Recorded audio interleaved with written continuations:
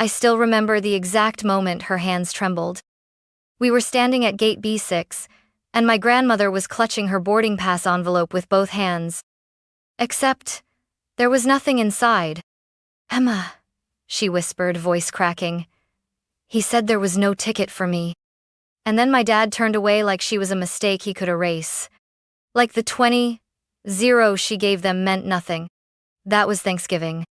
They boarded the flight to Europe. I stayed behind with her. I never regretted it. 3 weeks later, when they returned from Paris and strolled through arrivals laughing, they froze. Because I was standing there, right beside a man in a dark gray suit, and in his hand was a folder that would change everything. This is the story of betrayal, of a woman who gave everything, and of what happens when someone finally says, enough. Growing up, I never really felt like I belonged to my family.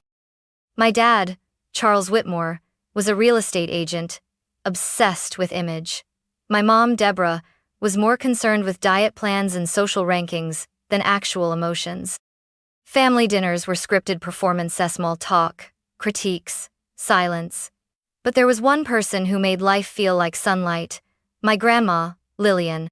She was my dad's mother, a retired school teacher who lived in a modest one-story home in Meridian. Every summer, she'd take me in like I was her own daughter. While my parents jetted off on adult-only cruises, I spent warm afternoons baking cinnamon bread, watering her hydrangeas, and falling asleep on the couch to her humming old Billie Holiday tunes. She was gentle but sharp, kind but firm. When I cried about not being invited to my cousin's birthday party, she taught me how to paint instead. When my parents scolded me for getting a B in math, she said, "Grades measure numbers, not worth." She saved everything I made, every clumsy drawing, every birthday card. Her fridge was covered in my childhood. And even as I grew older, moved away, and became a nurse in Boise, I never stopped visiting. Because Grandma never stopped loving me. Unlike my parents, she never made me feel like I had to earn her affection. And, deep down, I always feared they resented that bond. That maybe they saw her softness toward me as a threat. They never said it out loud. But I could see it in the way my father's jaw tensed whenever Grandma praised me. Or how Mom's smile thinned whenever I chose to spend the holidays with Grandma instead of flying to Aspen. Still, I told myself, they wouldn't hurt her, not her. I was wrong. That Thanksgiving, when they came to her house with suitcases, smiles, and promises of a family trip to Europe, I wanted to believe them. I wanted to believe that, maybe for once, they meant to include her. But even then, a part of me was holding its breath. Because love in my family always came with strings. And Grandma? She never saw the strings tightening. It started with wine, pie, and compliments that felt a little too rehearsed. We were gathered around Grandma's small mahogany dining table. She had made her famous sweet potato casserole, and the room smelled like cinnamon and roasted turkey. Everyone was smiling too much, laughing too easily. I knew that laugh. It was the one my father used when he was trying to close a sale. "I was thinking," Dad said between bites, "how amazing it would be to take this family somewhere special. You know, Europe, all of us, Rome, Paris, London, one unforgettable adventure." Grandma blinked, surprised. "Oh, that sounds lovely. But I don't know if my joints could handle all the walking." "That's the beauty of it," he beamed. "We'd take it slow. You'd have your own seat, wheelchairs available. We'd stay in hotels with elevators, room service a luxury. Mom." My Aunt Dana jumped in, nodding. "Mom, you've never been out of the country. This is your chance."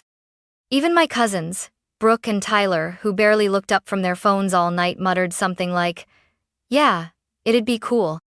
I looked over at Grandma. She was quiet, stirring her tea slowly. Then Dad added, as if casually, "We just need a bit more for bookings. Deposits are due next week. The rest is covered." My stomach tightened. "How much is a bit more?" I asked, keeping my tone even. He smiled. "Only 20. I figured Grandma could contribute. She's always wanted us to travel as a family." The room fell silent for a second.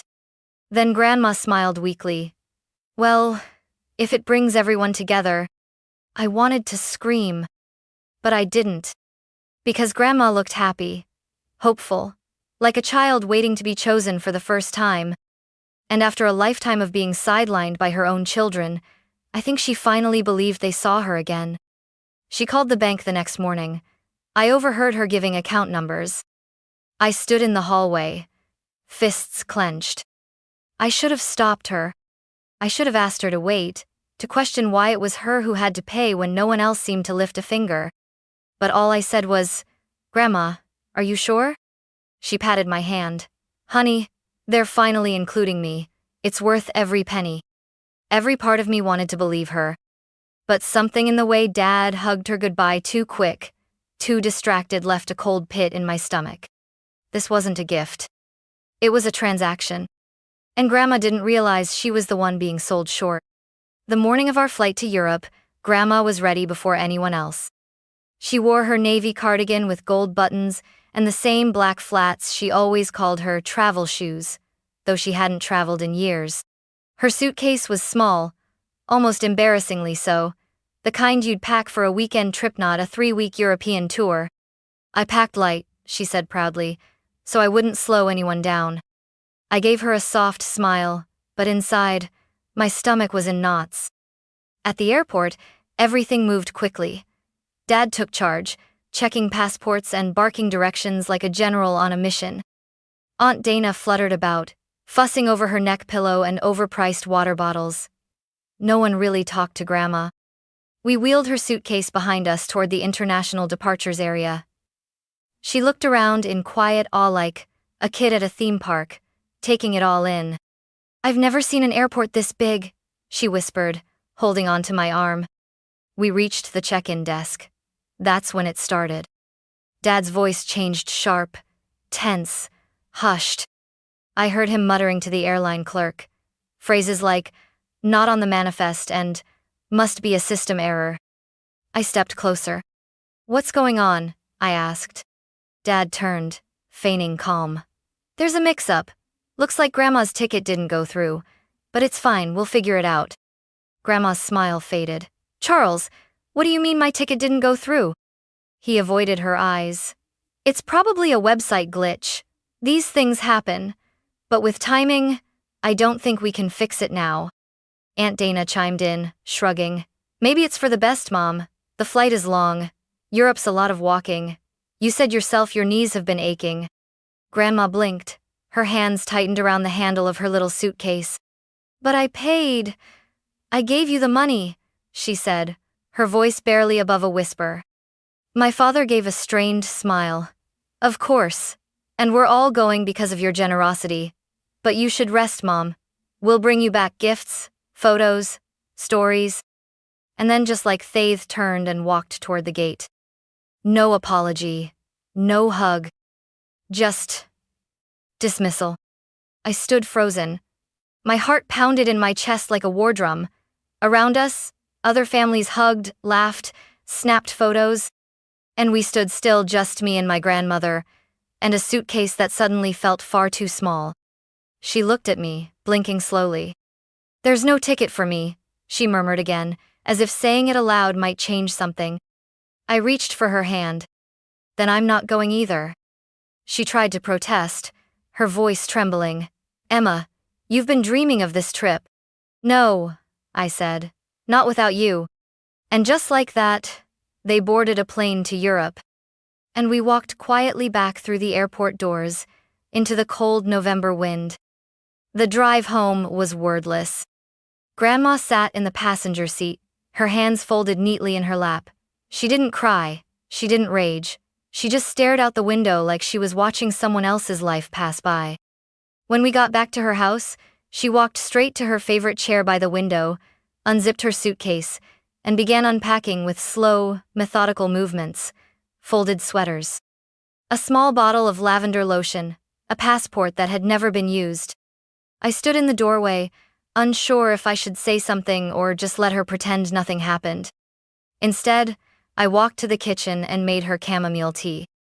When I returned, She was holding an old photo of her, Dad, and Aunt Dana at a beach decades ago. The edges were worn, the colors faded, but her smile in that picture was bright and fearless. "I really thought, maybe this time, they meant it," she said quietly. I didn't respond. I couldn't. The anger in my throat was too thick to speak through. Later that night, after she'd gone to bed, I sat alone at the dining table. My laptop glowed dimly in the dark. I typed one search term, almost instinctively: Elder Financial Abuse Laws, Idaho. Page after page of legal articles, statistics, and hotline numbers appeared. I clicked on one link: Office of Elder Protection, Inheritance Rights, Boise Division. There it was clear as day. If a senior citizen is coerced, deceived, or manipulated into transferring assets under false pretenses, it may qualify as financial exploitation. I copied down the number. The next morning, Grandma was in the garden. She wore her knit gloves and was pruning dead leaves off her rose bushes. I walked out and handed her a mug of coffee. "You don't have to pretend you're okay," I said softly. She gave me a tired smile. "I'm not pretending, sweetheart. I just don't want to make it harder for you." "It's already hard," I admitted. "But doing nothing? That's harder." She looked down at the petals in her palm. "They're still my children." "I know," I whispered. "But you're my family, and I won't let them do this to you." She didn't answer. But that night, I called the number. A receptionist transferred me to someone named Victor Hensley, a lawyer with the Office of Elder Protection. "Tell me everything," he said, his voice calm, deliberate. So I did. And for the first time in days, I didn't feel helpless. Victor Hensley didn't look like what I expected. He wasn't cold or overly formal. When he arrived at Grandma's house the next afternoon, he wore a gray blazer, jeans, and a warm expression that didn't feel rehearsed. He shook Grandma's hand gently and sat on the edge of the armchair like someone visiting an old friend, not investigating a crime. "Mrs. Whitmore," he began, "Emma has told me about the incident. I know this isn't easy, but I want you to understand what happened at that airport wasn't just hurtful, it may also be illegal." Grandma shifted uncomfortably, clutching her teacup. "I don't want any trouble," she said softly. "They're my family." Victor nodded, as if he'd heard that 100 times. "I understand, but I'm here to protect you. What they did coercing you into giving them 20 under false pretenses, then abandoning you meets the criteria for elder financial exploitation." I watched her eyes flicker. Doubt? Guilt? Shame? So I spoke. "Grandma, you gave them that money because they promised something they never intended to deliver. That's not generosity. That's theft wrapped in sentiment." Victor leaned forward. "With your permission, I'd like to help recover your funds and protect your legal rights.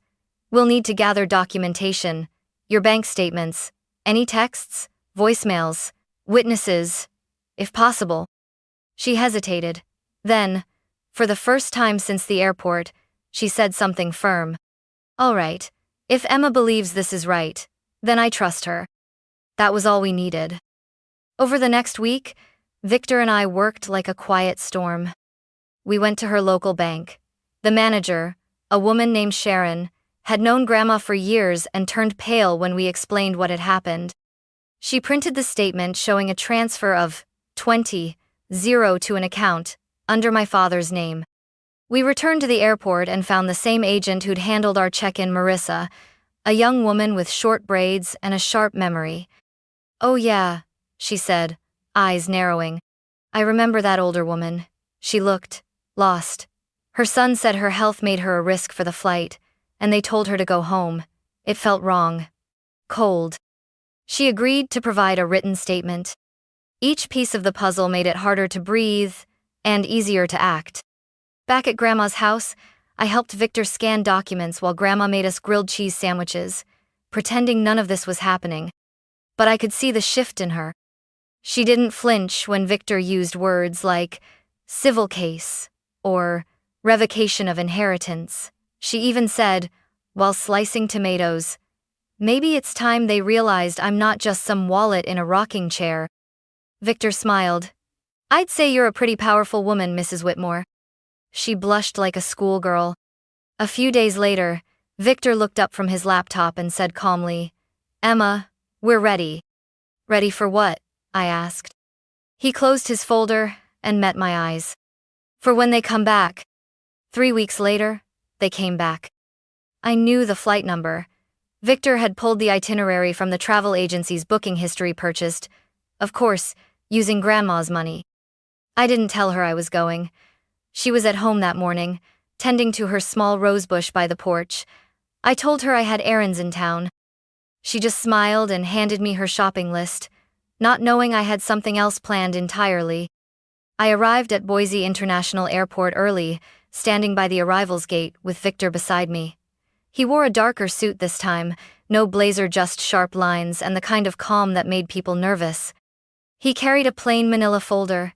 Inside were copies of the bank statements, Marissa's written statement, and a court-authorized summons approved just 2 days earlier. Financial exploitation of a vulnerable adult. Pending civil restitution. Inheritance suspension request. Then I saw them. My father emerged first, rolling 2 oversized suitcases with stickers from Rome and Paris. My mother followed, her hair perfectly blown out and her nails freshly done. Aunt Dana wore sunglasses indoors and snapped selfies with Brooke and Tyler, who were both laughing at something on TikTok. They looked happy, untouched, like nothing had ever happened. Until they saw me. I stepped forward without a word. Victor walked beside me. "Charles Whitmore," he said firmly. "Dana Brooks. This is for you." He handed my father and aunt each a copy of the summons. They both stared at the papers like they were written in a foreign language. What is this?" Dad stammered. Victor remained calm. "Legal notice of investigation regarding financial abuse of Lillian Whitmore. You are required to respond within 7 business days. Failure to comply may result in a formal lawsuit." Aunt Dana ripped off her sunglasses. "Are you serious? This is insane. She gave us that money?" Victor raised an eyebrow. "Under documented misrepresentation, that's not generosity, that's fraud." My father's face darkened. "Emma, you did this?" I nodded. "You're suing your own family?" "No," I said evenly. "I'm protecting mine. You made her believe you wanted to include her, and then you humiliated her at the gate like she was disposable." "She's old," Mom snapped. "That trip would have been hard on her." "But not hard on her bank account?" I cut in. They stood in stunned silence. Then Aunt Dana spat. "You've always been dramatic." Victor stepped between us. "This conversation is over. We'll see you in mediation." And just like that, we turned and walked away. But before I left, I looked over my shoulder just once. And I saw their faces. No joy. No power. Just panic. They didn't show up for the first mediation meeting. Victor said he wasn't surprised. People like them usually think silence will make us go away. It didn't. Instead, the judge granted a default ruling in Grandma's favor. Full restitution, 20. 0 returned within 30 days. But that wasn't all. Based on the evidence of intentional deception and emotional harm, the court placed a hold on all inheritance claims tied to her estate. A formal recommendation was submitted. Revocation of all familial inheritance rights related to my father, my aunt, and their spouses. When I brought the ruling papers home, Grandma sat at the kitchen table, turning them over slowly in her hands. "They really did this," she murmured, not in disbelief, more like quiet confirmation of something she'd tried not to believe for too long. "I'm sorry it had to come to this," I said gently. She looked up at me and smiled, small, sad, but somehow lighter. "No, sweetheart, I'm sorry I let it go on this long." That night, she called Mr. Hendrickshire, estate attorney from years ago. I listened from the hallway as she gave him clear, unwavering instructions. "I'd like to update my will," she said. "Yes, I want to remove Charles and Dana. Completely. No portion.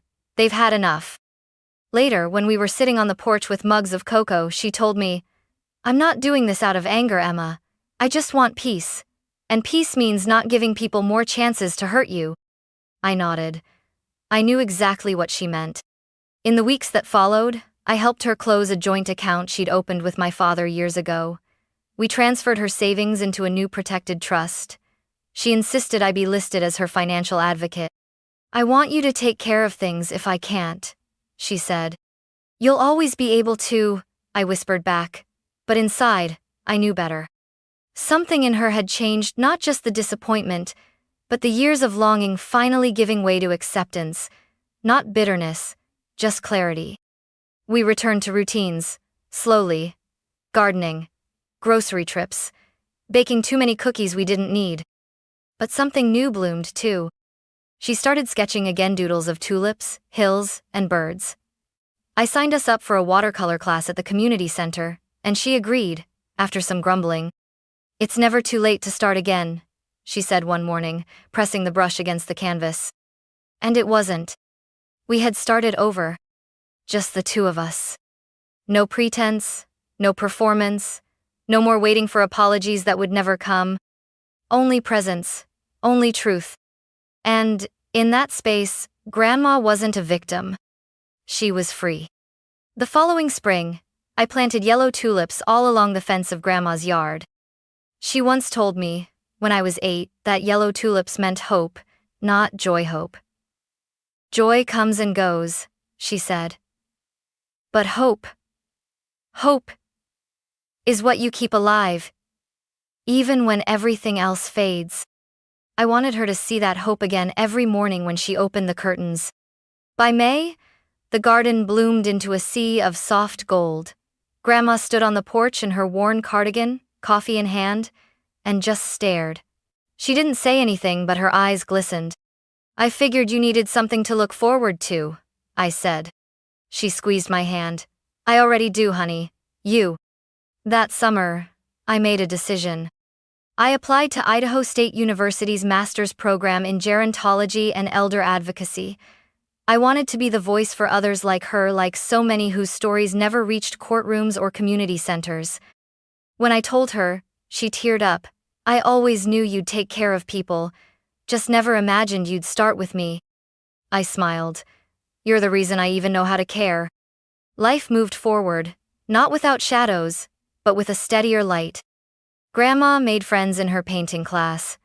People who loved her stories, who didn't care about bank accounts or bloodlines, just kindness.